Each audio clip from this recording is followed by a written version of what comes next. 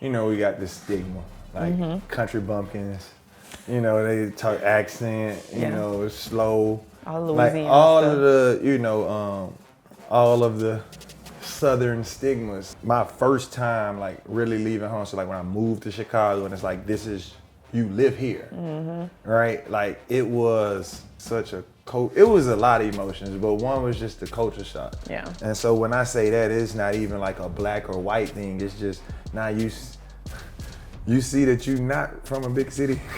You know, like, you know, I know for you it's different because we even call New Orleans the city. So it's like we're finna go to the city, right? But even New Orleans has nothing Compared to, on right, Chicago, Chicago, right? So it's like seeing that the people moving fast. It's like people talking fast. It's like, hold on, slow down. But then when you talk, they're like, what you saying? It's like, what? And you know, so just understanding that, say, the lack of exposure, realizing what's out there, you know, and I know, you know, I know mine was Chicago and yours was Florida, so I'm interested to know, like, what, you know, for me, I know the accent was one.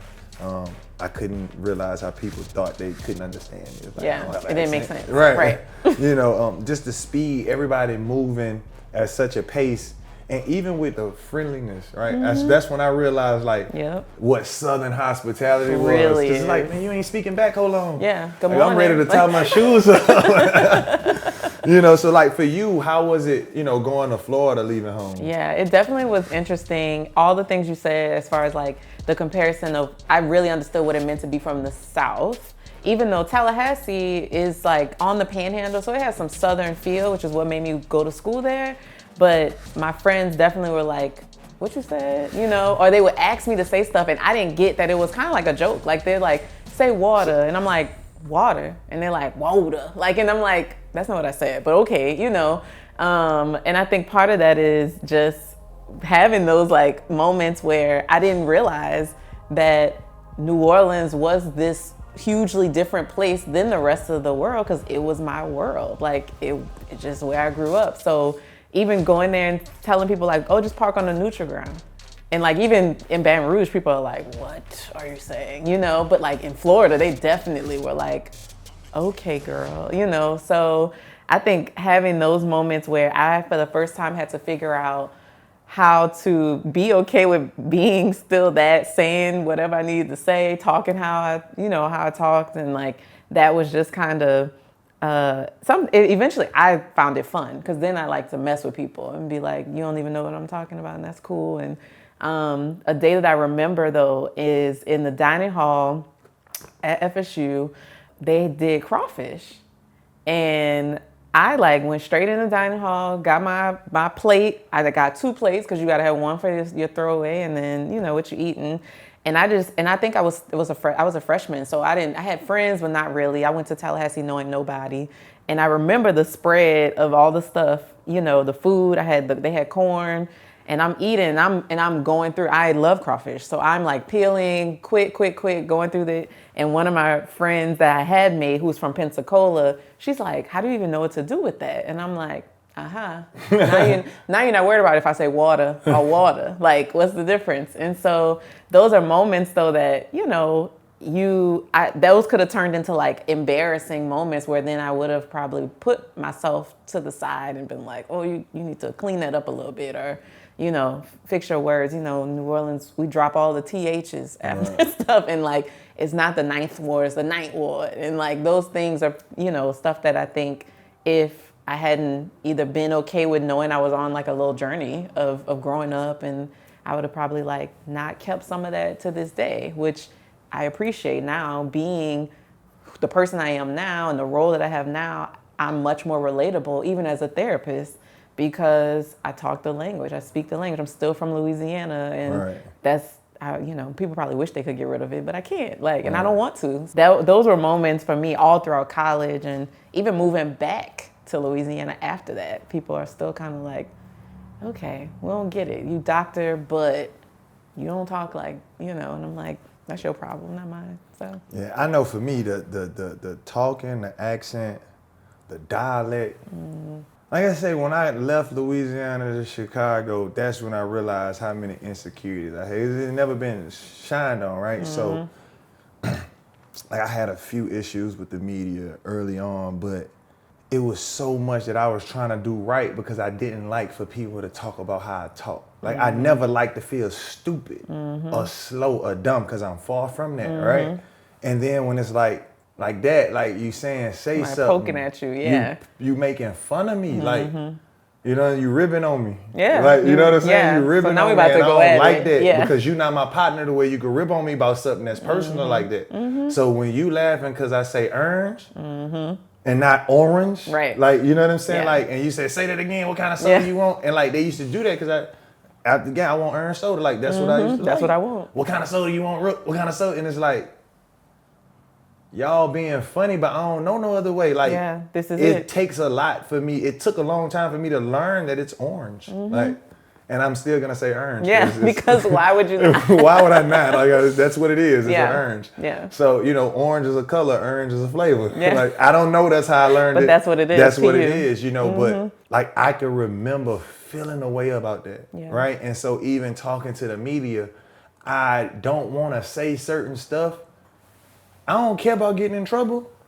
I don't want to feel stupid. And you already fishing for something, Yeah, right? you're looking and so for the it's thing. like that was, I know like is interesting because I know a lot of people from the South, like we get that, especially from Louisiana. Yeah. You know, even that too, I realized, because we always, you know, that Baton Rouge, New Orleans, like, man, we don't sound like them. Yep, it used to They be don't like talk a like beef. us, but Yeah. when you leave, Yeah, we all sound the first we thing sound the same you to from me. New Orleans? No, I'm from Baton Rouge.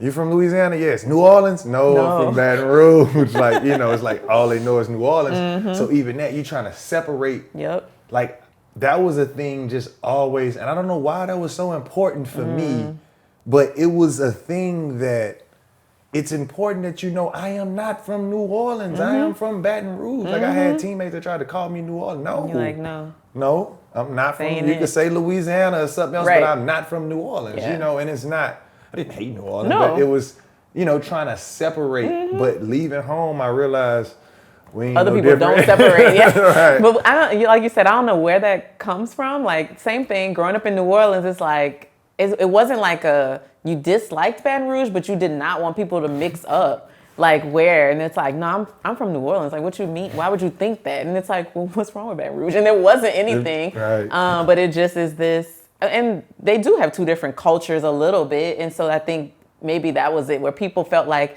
well, if you claimed one city, that somehow you was completely different from the Right. other. And I'm like, we ain't that different, you know? At all. And especially, like you said, when we leave, oh my goodness, they don't care. Like, they don't know the difference between the dialect and like the way they just like, just you like, sound put you in funny. this area. Yes. Yeah. And so, you know, part of it is knowing that, I think even having to have those experiences, like you said, where somebody questioning how you talking and so you like, well, what you trying to say? You know, it makes you like, feel it's like, this is how I talk. Like, Yeah. you wouldn't tell somebody speaking Spanish that, you know, they stupid because they speak like that. And it's like, even, that was one thing that I had to realize, like, man, culturally, we have our own language. Yeah. And it's okay. That's not Yep. like, that's There's what nothing we wrong with that. speak. Like, you know, and I think once you, like, it's just being okay with yourself. Like, Yeah, this is who it's I security, am. This is becoming what secure this is in what I yourself. bring to the table. Yep. Intellectually, I know what you know. I probably know more, but this is how I articulate it. You know, even though I am, like, that forced me to be intentional about my articulation. Right? I'll never forget, I had a teammate, Linton Johnson, and he had these CDs. We were still using CDs at the time. And it was called Verbal Advantage. And it was like a encyclopedia. It probably was like, it was 2 books, and it probably was like, probably like 18 discs per book. Like, and these like 5-hour audios, right? And so one day I got into it was my 3rd year, I think. And me and the coach kept getting into it because he was using slang that I ain't like either. Like, but again, so leaving from home, I got this white dude calling me boy when he mad. I don't do well with that. Like, that ain't, so culturally, where we from, you know, and he has the nerve enough to tell me about his upbringing and like, so you can't call me boy, then tell me about your nationality and your upbringing and what you'll do, because that's fighting words, right? Yeah. So when you tell me, you know, because I'm Italian and shit, what that mean? That don't mean nothing to me. Like, and more importantly, I watched you growing up as a kid and you ain't never been tough. I watched you get bullied and deboed your whole And playing career. So for you to now come and do that to me, Yeah. like I couldn't do nothing but feel attacked. Like I didn't know how not to feel attacked. Yeah. A couple days later, Linton come, he got these. He like, man, hey, young fella. I'm like, man, what's this? It's like, and he was a comedian. He was like, verbal advantage. And I'm like, what you mean? I know how to talk. He was like, nah, we got to give you some. He's like, you know what you be trying to say, but it come out bad because you're limited, right? And like, I took heed to that. Yeah. And I realized like, you right. It come out wrong because I know what I want to say, but I don't have the words or the tools. And so I literally, up until the flood in 2016, I still had those discs. Like literally, he gave me those in like 2008, maybe 2009, something like that. But I still had those, and it was just like, you know, those helped me be more secure in just the way I talk. So it didn't change. Right. It just gave me more. It ain't gonna take nothing away. No, it added. You know, but it added to, you know, what I guess I could say I was limited in, you know. But I know like just leaving home, those were big things of just learning how to express myself and articulate. That was a big barrier for me. Like I went to college right up the street. Right. So now I leave to be in this space of like adult world. Yeah, it's complete newness. And so that's where, you know, my uncle was there, but like, so your transition is like, I'm in college, I'm in, you know, whereas mine was just kind of like, all right, I'm winging it. Yep. Back to Back to winging it. back to winging it, you know, and so like I had the teammates, I was more structured, so you got this schedule. But like, how did you adjust in like just like a new culture? Yeah. You know, it's like new everything, new. Like, so how was that? Like, how was it? I mean, it started out super lonely in the sense of nobody else I knew was there, like for school. My mom to this day, when she tells the story of when people are like, where did she go to school? And she's like, she went to Florida State in Tallahassee. And like, you know, people are like, who y'all know there? Because that's like probably a real Southern thing too, to be like, what family y'all have there? Right. And mom's like, nobody. Like, and we literally did not. And then I'm an only child. So it's like, there was no path for me to even say like, well, what's it like to go off on your own and have to figure out getting groceries, or like in New Orleans we say make groceries, right. You know, and doing like those sort of things, laundry, paying bills, because I wanted cable. I felt like that was like a luxury thing, and you had to pay for it by your dorm room to have it in your room. And so, but even that, I couldn't ask the people that I was just meeting because of some of the stuff we already talked about, like, because they're already asking me to say water and all this stuff, and I'm like, I just gotta figure this out. And so it started out as a lonelier process because of like, which I guess I put on myself, feeling shame, like I can't ask how to start this or do that. And I remember like overdrafting, like my checking account was attached to my mom's at the time, because like you used to had to be 18 or whatever until you transitioned out of that. And I just remember learning how to like figure out, okay, if I have $7 and I don't get paid from this on-campus job until Friday, I gotta use my meal plan, so you can't buy nothing else. But even not telling people that, like I wouldn't tell people that, because for whatever reason, I felt like there was also keeping up this appearance of like, well, you moved all this way, and for family and friends, like knowing like, well, she went all the way out there, you know, so hope she could figure it out. Right. And so I think knowing that, I had to then figure out though how to find that balance of being myself, navigating this world that I don't know, because I'm learning all this stuff at once, which is what happens. Like that's when you start college, that's how it goes. But it was just completely unfamiliar. And the thing though that I think that brought me comfort, that was only because of my personal experience, is so my grandmother worked in housekeeping at Dillard University for 30 years. And I would go to work with her sometimes, and she worked in Hartsell Hall initially, which was one of the female dorms. And so I would just watch these girls, and I'm like 6, 7, 8, watch these girls go back and forth from their classes, and they're just like probably winging it too, but I didn't know that. And so in my mind, I'm like, okay, so there's an order to this. There's a way to do this. And my grandmother was great, my grandmother didn't go to school beyond the 7th grade, but like her being in that environment and putting me in there, I would ask, I'm like, where are they going all day? Like, what is this? And she would explain some of the processes based on, I'm sure, conversations she had with those young women in a space she had never been able to occupy. And so my mom ended up going to Dillard for undergrad. And so I had her to ask some of those things, but she didn't leave home. Like, New Orleans is home for my family for the last 3 generations at least.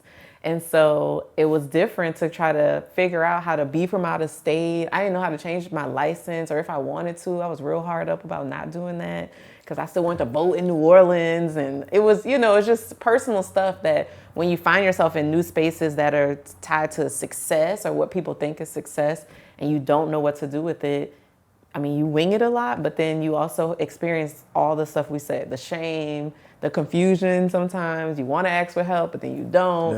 Until somebody steps in and says, let me help you. And so I felt like between my grandmother, who at that time, she was still alive. So I was able to call home and be like, Grandma, these girls here, you remember you used to call them girls, they be dirty, they dirty. And so it just would be those sort of scenarios that I appreciate that I had that life experience, but I still wasn't ever fully equipped. I just had to learn. I was the same. So even, it's funny because the license situation was a huge deal for me. Mm-hmm. And take that real personally. Yeah, and I'll never forget having to go get a new license. And I was like... I didn't do it. I was like, I kept my Louisiana one. I told him I lost it. I was supposed to go transfer it in. I was like, I lost it. I can't get rid of it. I don't know why that was a thing. I don't know. It's still a thing. Like I'm getting rid of my Louisiana blood, and it's not. Being a traitor, almost I literally, but when you were saying calling home, I used to call, my first year was hard. I was 19, I made 20 that August. And it was I would call my teammates because I grew up with most of my teammates. So Glenn, Taz, Garrett, I grew up with them guys. So I literally be like, yo, what y'all doing? They like, man, we in fucking class. What you want? We finna go to practice. What you doing? Yeah. I'm like, I ain't got nothing to do. I miss y'all. I'm literally I probably cried literally real tears all of September before training camp. When I was in Chicago, was just working out and I'm I wonder what they doing. I'd rather be running ramps in stadiums with them right now. I'm sick. I don't got nothing to do, no friends, my teammates, they grown, they got families. Yeah. Right? And so it's and this is the first time, I'm close-knit family. So my mom, my grandmother, but everybody's close. My cousins, my brother, just being away. Like I say, my uncle was there, but it's different. He winging it too. He trying to help me wing it. We just winging it together. But it kind of, for me, Chicago also helped me. I got Chicago gonna always have a place in my heart because I grew up there. Yep. I found myself. Yep. I had no choice but to find myself in Chicago because I was just there. Yeah. Right. So I learned how to be responsible. I learned how to deal with adversity. Because even the adversity that I dealt with here was more of cultural adversity, right? So it's adversity, but I watched other people get through that same adversity, so I know how to do this, right? I know how to either attack this fight or avoid this fight. Avoid it. I know how to, I know what to do here. This is uncharted waters, right? So it's I learned how to be an adult, how to adversity, the media and me and the media were arch nemesis when I first, but it hurt me so personally because it's that's not what I meant. That's not what you, yes, I said that, but I didn't mean that. You didn't write the question that you asked me to get me to say that. You didn't, and it used to hurt me. And so I had to learn to deal with those things and get over all those. So it Chicago, it kind of made raised me. You. Chicago raised me. I grew up here, but Chicago, I learned everything. Yeah. Business failures, business success, how to be professional or not, or whatever that means, if it means anything. Yeah. Right? You know what I'm saying? I learned what city slickers were. Firsthand, in the real city.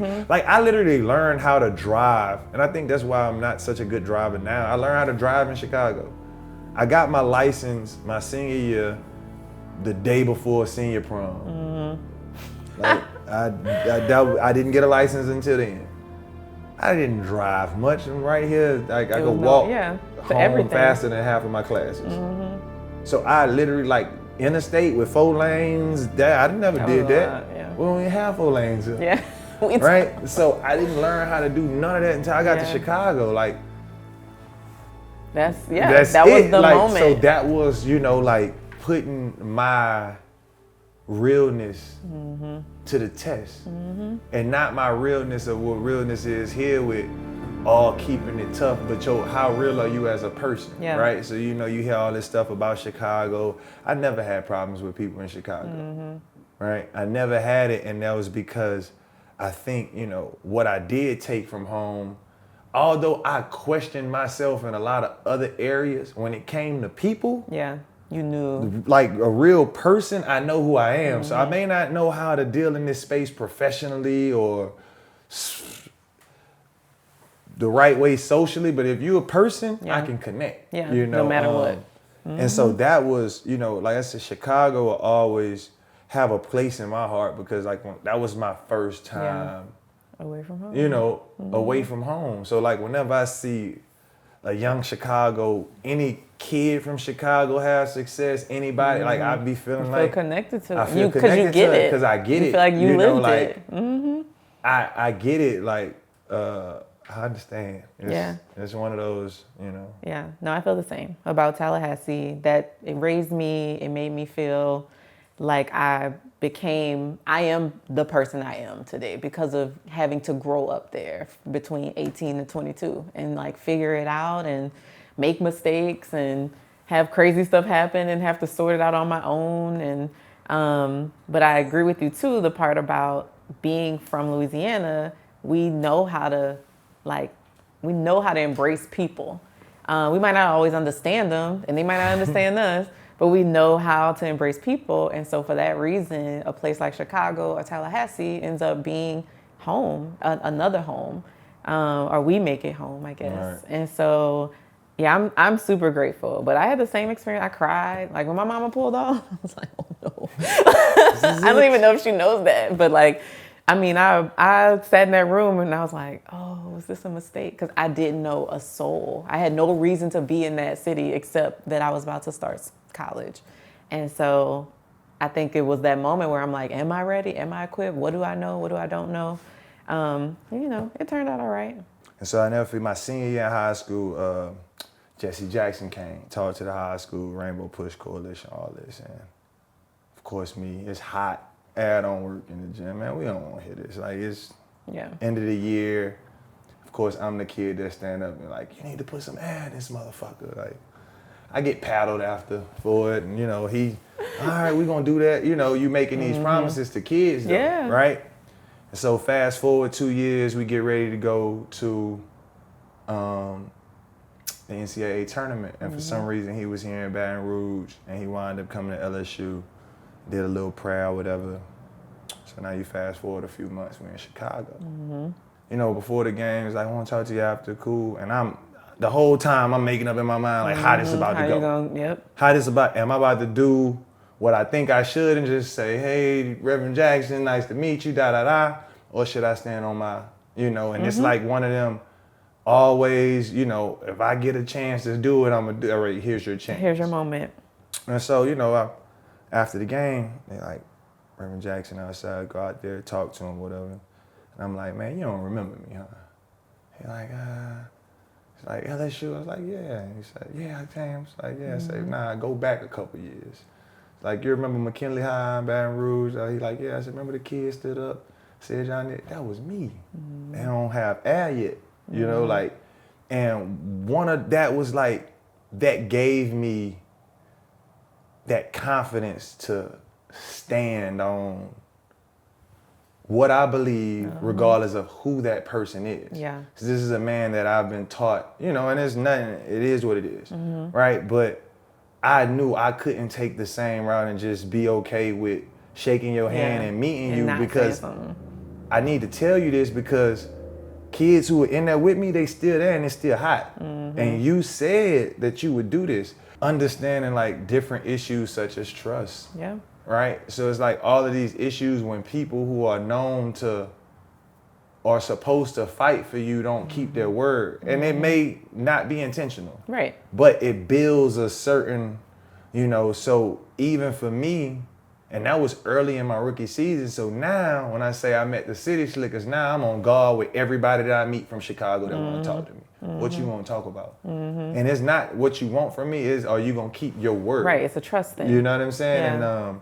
so like, again, for me, leaving here was a lot of things that I took, or a lot of things that I didn't have that ultimately I think just created me and made me an even better version of yourself. I was able to put some of those morals to the test. Yep. To see if I'm really gonna stand on what I say, or I was put in a place where it's been known if guys aren't acting people-ish in Chicago, they usually and I've never had a problem though. Right, like I've never had a issue in Chicago, and it's like I hate when they talk about Chicago in a negative light, because it's like, no, that's not the experience there. Like that's not the experience I had. Yeah. Chicago was good to me, you know, and so it's like, I don't know, that was the first time I left home, and I'm appreciative. Like I'm very, I went through a lot of ups, a lot of downs, a lot of highs, a lot of lows, but it gave me that,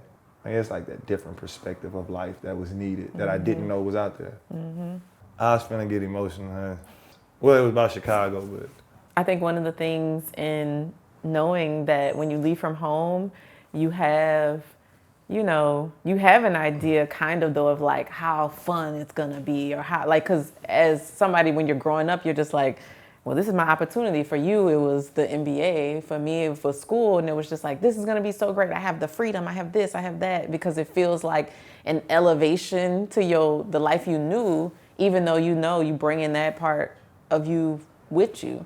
And so I think a lot of times in my experience, I felt moments where I was like pressure to make sure that no matter what, I wasn't letting go of that Louisiana, New Orleans part of me, while also trying to like rep it without doing that on purpose. Like just kind of showing up as myself for what I knew myself to be able to like give people a chance to be exposed to somebody from a place that, like you started out with saying, in Louisiana, people not from Louisiana think that we talk a certain way, we dress a certain way, and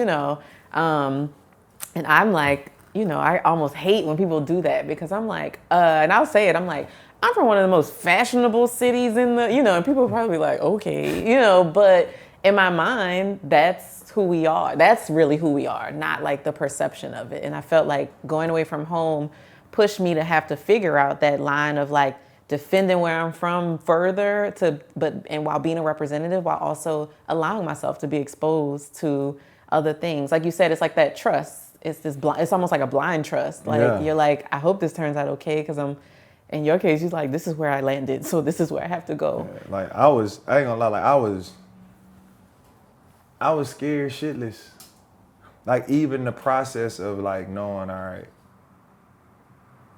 for like 3 or 4 weeks, you're just working out and you're training, and you know that in 5 weeks, I'm gonna live somewhere different, and I have no clue right now where that's gonna be, and it could be anywhere. Yep. Right, and it's like, I didn't want to leave school. Like I wasn't ready to leave. And I don't talk about it often because, again, it's like one of them, you have an opportunity of a lifetime, so how dare you, where we from, how dare you? How dare you fix your mouth to say you don't want to leave? To say you don't want this? And I literally felt that pressure, like when I had to make the decision if I'm gonna enter the draft or not. And for me, it was like, if you enter the draft, you're getting drafted. It wasn't a where I'm gonna go, it's a if I'm gonna go type deal, right? I'll never forget, Facebook had just came out, and me and Joe Kim Noah was Facebooking each other. And he was like, yo, you leaving? He was like, I think I'm gonna stay. And I'm thinking to myself, nigga, you got money. Your people set already. Like, I don't want to leave either, because he talking about like, man, we gonna try to repeat, my brother. And all I'm thinking is, man, I was hurt. I won't play them Like, cause I ain't get to play against them, but like one game, so I ain't play against them in the SEC tournament. And so like even just as a competitor, it's like, nah, I got business to handle. Take like care of, they all coming back. Like we are like only person we would have lost is D Mitchell. I'm like, nah, but my life wasn't set up like that. Right. And so now it was the pressure of I gotta make a decision that I gotta do this. Yeah. Because it might not come back around and this could change the trajectory of my family forever. Yep. Right? But I don't want to do this at all. And I never said that because it's like, man, you better not. Right. Shut You the can't fuck admit up. that. Right. Yeah, you can't tell nobody you could possibly be the number one pick and you don't want to leave school. You're not him. His people set. Like, you ain't what you. Yeah. Your mama right now is trying to figure out how she's going to get to work because she ain't got no car. Right. Your grandmother is on campus cleaning up for these girls. Like, what other options do you have? What other options do you have, sir? Yeah. I think growing up the way I did, I had a good sense of reality. Right? Like my reality was keen. Like I never cared to like what everybody else like or want what you want. My reality is cool. This like is I'm what cool with my life. Like just let me get to the plant. Yeah. Right? Like that was that's the goal. my goal. Right. Like just to get to the plant, That bro. was the Like goal. I could get a house with a pizza man deliver. That's all I want. That was the goal. That's all I want is a house that the pizza man delivers. That's it. I don't need a picket fence. I don't need a dog. I just need the pizza man to when you tell them your address, they say okay. Yes. Right? I don't want them to say we don't come over there. Right? So I knew I wasn't ready. Yeah. I knew emotionally You weren't ready. I wasn't ready. Like, and in life, it set me back. Like it set me back like to where I was searching for things and people to fill voids that I needed filled because I wasn't ready to be off on my own. Like I wasn't ready to be that vulnerable. I wasn't ready to be in the spotlight of national media. Yeah. Like I could remember the 2007 dunk contest. It's crazy because me and Casey are cool now. Casey Johnson, he was a writer at Chicago Tribune. And the headline said, Tyrus Thomas dunking for dough. And I'm like, that's not what I meant, like. And like, so they asked me about being in a dunk contest. I declined the NBA like 3 different times, right? Because I told them, if I'm not playing in the rookie game, I'm going home. Hadn't been home since like September. Yeah, so it's the first time I've ever been alone and not home for all the time. So they begging me, NBA begging me, they begging me.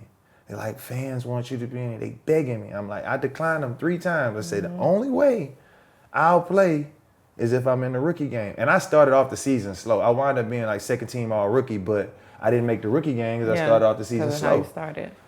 Again, my reality was cool. I knew I probably wasn't gonna make the rookie game. So instead of telling y'all no, my rebuttal was if I don't make the rookie game, I'm going home. I didn't know how to tell y'all I'm homesick. Yeah. I need to see my you granny. didn't know how to even talk Like about that. I wanna lay in my grandmother's bed with her right now. Like I'm sick of seeing all of y'all. I just need to lay in her bed. Yeah. Like, that's what I wanna do. I don't even know how to say that in public because I'm supposed to be this grown athlete, professional athlete that just want to go lay in his grandmother's bed. That's all I want to do. Yeah. So I declined. So then they're like, well, look, you get 2 first-round tickets to Vegas. You get 2 rooms. At the minimum, even if you come in last place, you get $15,000. All right, cool, I'll do it. So now when a reporter goes, well, what made you accept it? Hey, look, I'm just getting my check and I'm leaving. And that turned into dunking for dough. So that $15 check wound up being like a $60,000 fine, and like it. That just now I never want to talk to any reporter ever again. Ever again. Right? It's a trust, like you said, all trust. of those. Yeah, it's layered. It was just your reality. It wasn't about like knowing the right way to do it.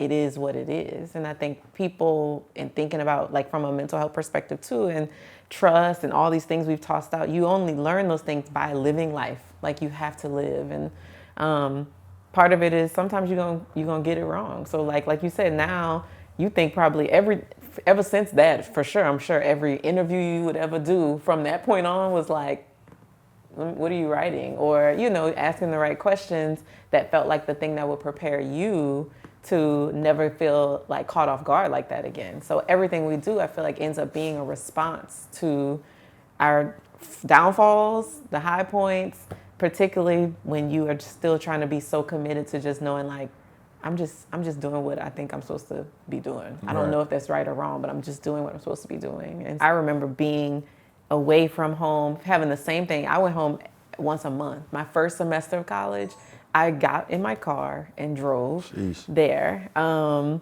it's 5 hours from Tally to New Orleans, but I literally I was homesick, but I wouldn't tell. I was meeting people and making friends slowly. And then they'll be like, well, this weekend we're gonna get up and do this and blah, blah. And I'm like, oh, I can't. But I would not tell them it was because I was going home.